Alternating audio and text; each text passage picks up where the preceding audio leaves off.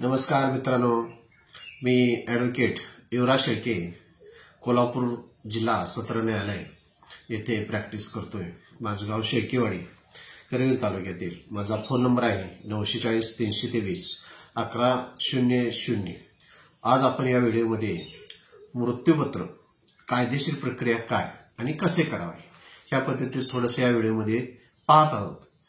काय होते मित्रांनो, बघा, स्वकष्टार्जित एखाद्या व्यक्तीची मालमत्ता असते, त्यावेळी त्या व्यक्तीला काय होते, सरासरी आपण खेडेगावात किंवा शहरामध्ये व्यक्तींना एक किंवा एकापेक्षा जास्त मुलं असतात किंवा मुली असतात. अशा वेळी ज्यावेळी त्या व्यक्तीचं म्हातारपणाचा काळ येतो, त्यावेळी मुलं वेगवेगळ्या ठिकाणी सर्व्हिसला असतात किंवा मुली लग्न देऊन माहेरी गेलेल्या असतात. अशा वेळी त्या आईवडिलांचा सांभाळ करणं फार महत्वाचं गरजेचं आहे. तर अशा वेळी एक महत्वाचा मुद्दा निर्माण होतो. ह्या कटकटीच्या जीवनामध्ये जो तो आपला इन्कम कसा वाढेल, कशी मिळकत वाढेल, ह्या घाई गडबडत असतो. आणि आईवडिलांकडनी, वयस्क आईवडिलांकडनी लक्ष देणं थोडं अडचणीचं होतं. आणि अशाच काळामध्ये आईवडिलांना हा मुलांचा आधार लागत असतो. तर अशा वेळी त्यामधील एखादा मुलगा, आणि अशी परिस्थिती येते की जो मुलगा जास्त कमवत नाही त्या मुलग्याकडेच आईवडील जात असतात. किंवा आपण जर 2 मुलं असतील किंवा 3 मुलं असतील, बहिणी असतील, बहिणींची लग्न झालेली असतात, तर आईवडील हे शक्यतो धाकट्या मुलाकडे जातात. शक्यतो म्हटलं नाही तर मग काही मोठ्या मुलाकडे सुद्धा असतात. आता काय होतंय, दुसरा मुलगा सेपरेट असतो किंवा इतर मुलं सेपरेट असतात आणि आई वडील एका मुलाकडे असतात. आणि काय होते, समजा त्या व्यक्तीनं, जे वडील आहे त्यांनी जर स्वकमाईतून, स्वतःच्या मिळकतीमधून जर काही मालमत्ता घेतली असेल, तर त्या संदर्भात जर मृत्यूपत्र करायचं असेल तर आपण कसं करायचं मृत्यूपत्र किंवा त्याची पुढची प्रोसिजर काय हे पाहत आहोत. आता मृत्यूपत्र करत असताना असा काही त्याला कायदेशीर तरतुदीमध्ये फॉर्मॅट वगैरे अशी कुठलीही काही पद्धत नाही. तुम्ही साध्या कागदावर जरी तुम्ही मृत्यूपत्र जरी केलं त्याला सुद्धा कायदेशीर मान्यता मिळू शकते. आता करत असताना महत्वाची गोष्ट आहे, टायपिंग करावं का हाताने लिहावं, दोन्ही करू शकता तुम्ही. टायपिंग जरी केलं आणि मृत्यूपत्रावर सह्या करून जरी ते मृत्यूपत्र ठेवलं तरी सुद्धा ते अंमलात येतं. हाताने जरी तुम्ही हस्ताक्षराने लिहिलं तरी सुद्धा मृत्यूपत्र हे अंमलात येतं. पण माझं तरी तुम्हाला सांगणं असं असेल, एक वकील म्हणून, की मृत्यूपत्र जर तुम्हाला करायचं असेल तर प्रायोरिटीने एक महत्वाची गोष्ट लक्षात घ्या. तुम्ही आधी तुमच्या वकिलांचा जवळच्या सल्ला घ्या. आणि मृत्यूपत्र करत असताना तुमच्या मालमत्तेची कशा पद्धतीनं विल्हेवाट तुमच्या हयातीनंतर करायची आहे ह्याचं संपूर्ण त्यामध्ये वर्णन व्यवस्थित काही चुका न करता करणं गरजेचं आहे. आता हे मृत्यूपत्र करत असताना तुमचा तुम्हाला वकिलांनी सल्ला देईलच, तरी सुद्धा माझ्या व्हिडिओमधून तुम्हाला सांगणं गरजेचं आहे की तुमचा नाव, पत्ता, कुठं राहताय, तुमची जी काय मिळकत असेल त्या मिळकत संपूर्ण 7/12 उतारा, ती काय महत्वाची जी कागदपत्र असतात ती तुम्ही त्याला जोडा.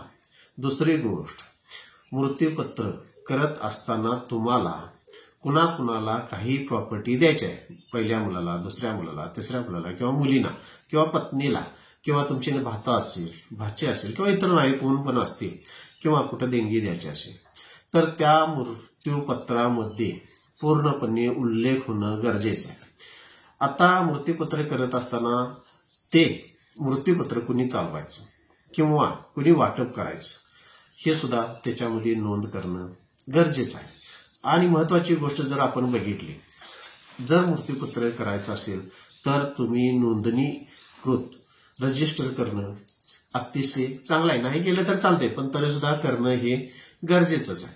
त्याबरोबर मृत्यूपत्र करत असताना तुमची मानसिक स्थिती, शारीरिक स्थिती आणि तुम्ही मृत्यूपत्र करण्याच्या मानसिक स्थितीमध्ये आहे असं सरकारी जरी डॉक्टर असेल तर अतिशय चांगली गोष्ट आहे. सरकारी डॉक्टर असेल तर किंवा खाजगी डॉक्टर असेल तर त्याचं सही शिक्क्या निश्चित त्याच्या लेटर पॅडवर किती तारखेला तुमची मानसिक स्थिती व्यवस्थित होती तपासणी केली, तपासणीचं त्याच्यावर एक सर्टिफिकेट मृत्यूपत्र जोडून ठेवा.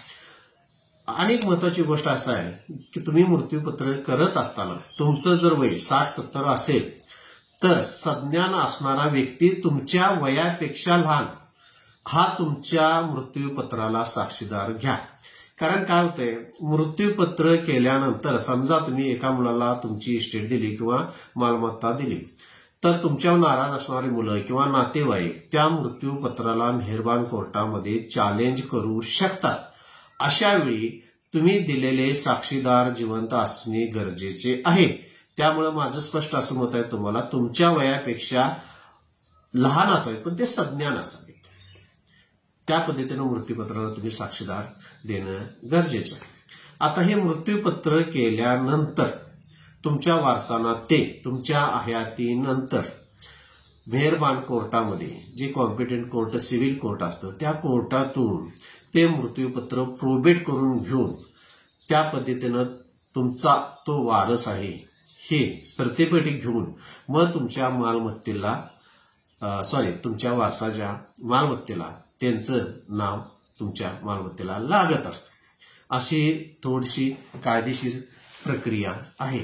तुम्ही जर माझ्या चॅनलला सबस्क्राईब केलेले नसेल तर सबस्क्राईब करावे आणि लाईक करावे. तुम्हाला जर अशीच काही कायदेशीर मोफत माहिती पाहिजे असेल तर माझा फोन नंबर मी तुम्हाला सुरुवातीलाच दिलेला आहे.